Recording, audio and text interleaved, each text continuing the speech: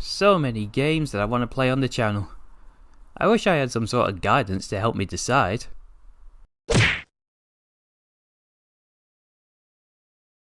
Well, that's a start.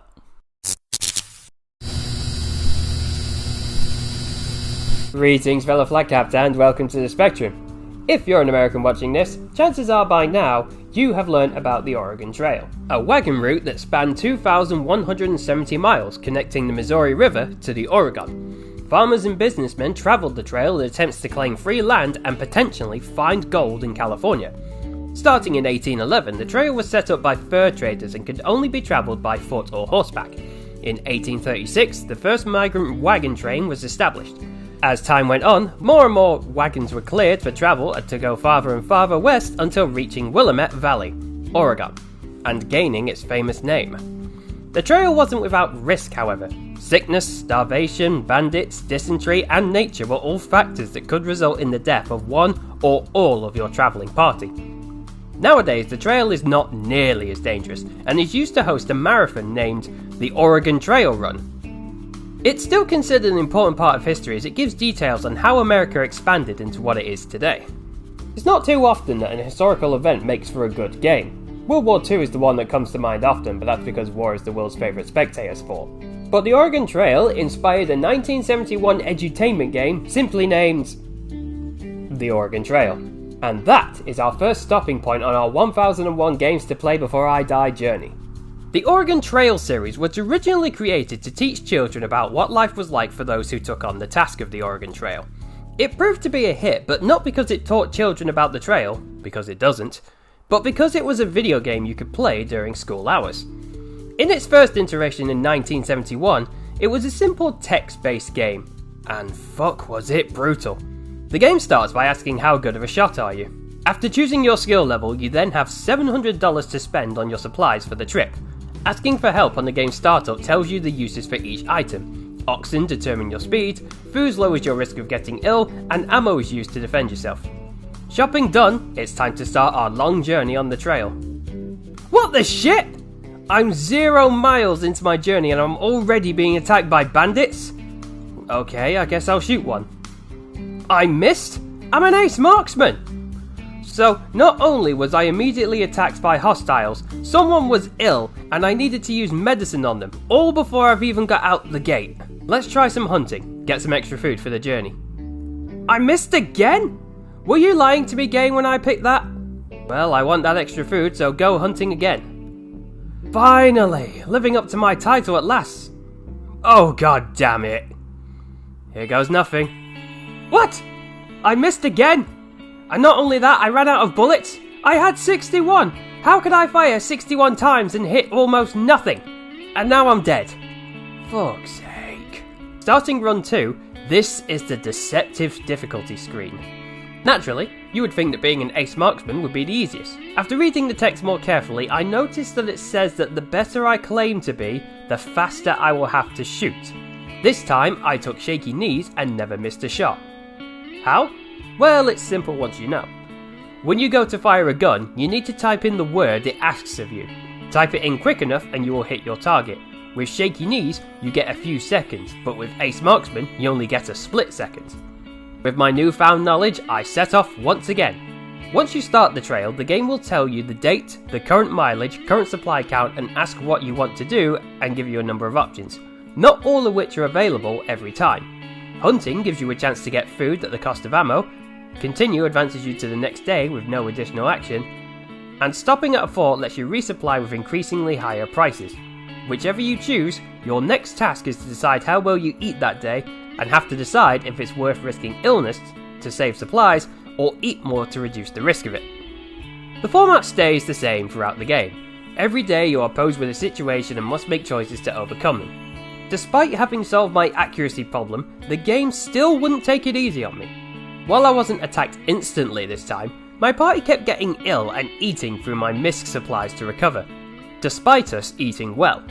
These negative events would often happen several times in a row, and with no way to protect myself, it was like the game was telling me to go fuck myself. After fighting off some bandits, I got ill. The rain ruined some of the supplies, and I was struck with serious illness needing to stop for medical attention, but ran out of medicine, so died of pneumonia. Damn you, bacteria! Run free! Heavy rains ruined the supplies, bad illness, but at least we made it through the rugged mountains slowing us down, bad illness, death by pneumonia again. God damn it! Yeah, this game hates me, I'm not gonna go anywhere with this. Well, what about the later versions? Will I have some luck with those? As technology progressed, so did the game and its popularity. More schools adopted the game and newer versions and updates were being pelted out every few years, as well as some spin-offs like the Yukon Trail, the Amazon Trail, and the Oregon Trail. In fact, earlier last year, another iteration was made for the Apple Arcade, but I didn't get an opportunity to try that one. I did, however, get to try several other versions which we'll take a quick look at to see if the game has improved. Starting with the 1980s version.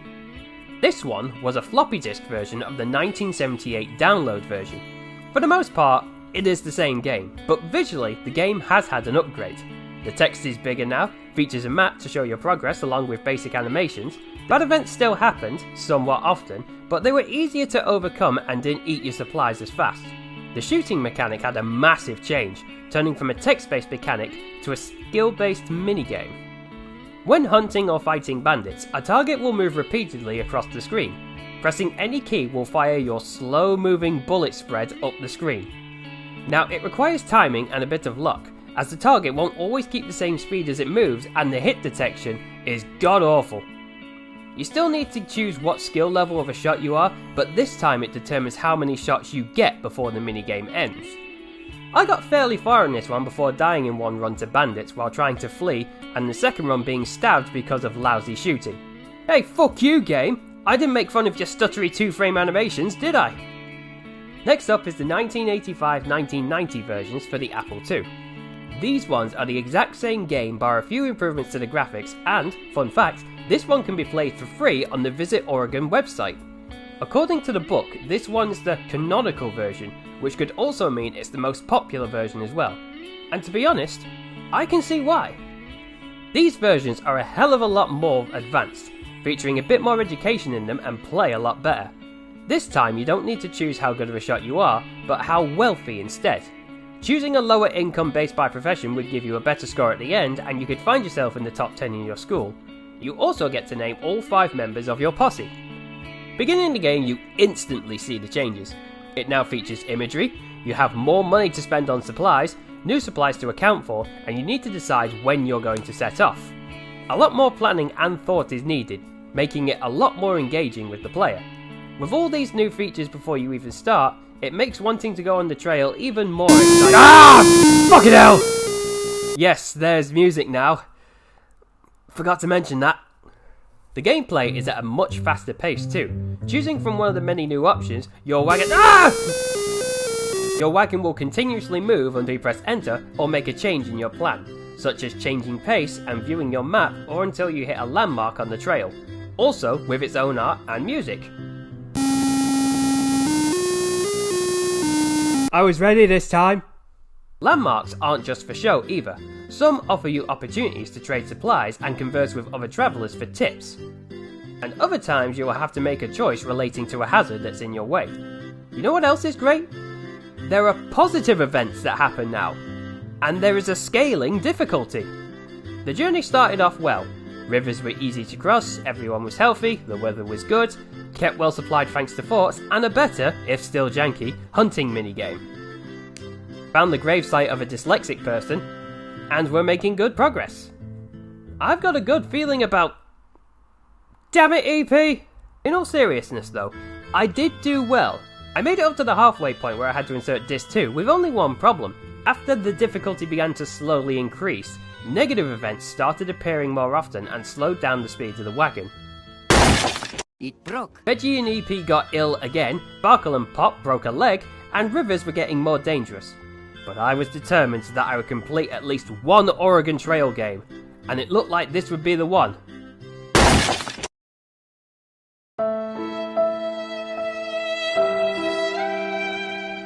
I'm blaming EP for that. At the end of the journey, we had to make a choice. There were 2 routes to take to get to Oregon. Ride down the river, or go down a steep mountain. I chose the river thinking it was the safe option. Boy, was I wrong. A minigame puts you in charge of the final leg of the journey. Pressing up and down moves your raft up and down. With it being an isometric angle though, it can be counterintuitive what button you need to push. The catch is you need to pay attention and turn off the river at the third turn post. The controls are the hardest part, as simply just tapping the up button once will continue to move you up until you press the down to level yourself out. Not a big worry though, as you move at such a slow speed it's hard to hit anything, but if you do, you lose some supplies. No, we lost our second ox! Not... I didn't have a name for it. Betty. Not Betty! Okay, there's the turn off. All I have to do is beach myself there and we beat the game. Whoops. I forgot to press up. Sorry, Sparkle. We made it! We can now start up that brothel on free land. But first, let's take a moment to remember those we lost. With the game complete, your score is tallied, and if you score enough, you make it into the top 10. The final version we'll have a look at is the 1992 version. A lot can change in 2 years, as it went from this to this. A much more fancy thought out presentation, a still fairly balanced difficulty, and an interface that's the easiest to use so far. Ultimately, it's an updated version of the previous version, and there isn't much more to say about it. So, Oregon Trail, did I like it? Well, it depends on the version. The 85 and onwards, yes, those are really fun and I can see the roguelike appeal to them. The challenge is tough but fair, and you can actually learn from your past runs and make it to the end with enough effort. But the 71 version that's in the book? No, not at all. It was highly RNG based, and with very little actions I could take on my part to actually counter the threats, it was a huge turn-off being at the AI's mercy, and losing because you had no choice is worse than losing because you messed up. So game number 1, Oregon Trail, I'm placing under no.